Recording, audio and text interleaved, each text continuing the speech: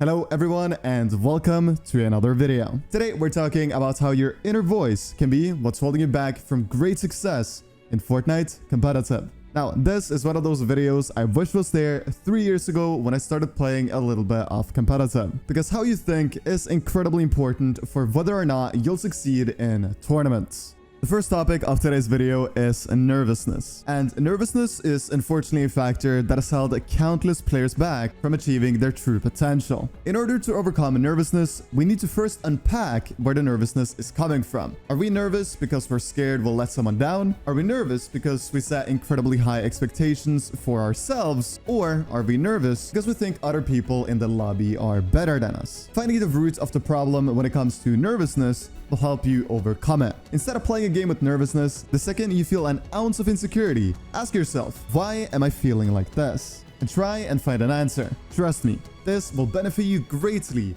when it comes to controlling your emotions. The next topic we need to talk about is not necessarily nervousness, but your inner voice doubting your abilities as a player. Now, the absolute best example of when this happens is when you 1v1 a good player. Maybe you're playing tokens and you get in a match with a pro player, and let's just say you meet Veno. And for the first 3 rounds, you think about the fact that you're playing against the best player in the world. But then in the 4th round, something interesting happens. You beat him.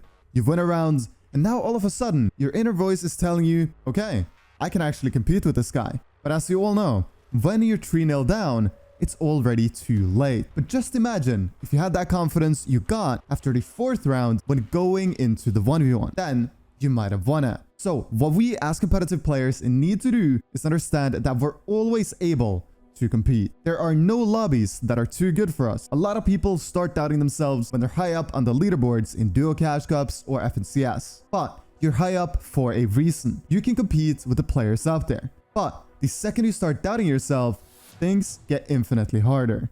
Another common issue I believe a lot of people face is thinking they're the player they were in the past, doubting themselves because of previous failures. A typical example can be having done incredibly well in a Duo Cash Cup and loading into your last game of the tournament and dying off spawn. In your next Duo Cash Cup, you'll be insecure about fighting off spawn in your final game because of your previous shortcomings. Even if you think that fighting off spawn will set you up for more success through the game, you don't do it. Simply because you don't believe yourself, because you have this belief that your previous flaws are still there. This is a mentality that is going to hold you back so incredibly much in competitive play. You are not the player you were 1 week ago, let alone 1 month or even a year ago. Each and every one of you guys watching this video knows how much you've worked to reach your goals. You need to trust the work you've put in and not let the past determine your future performances. Talking about future performances, another thing aspiring pro players don't understand is that Fortnite is the game where you have to trust the process the most out of any hyper successful game ever made. This game does not have a ranked mode like Valorant or CSGO.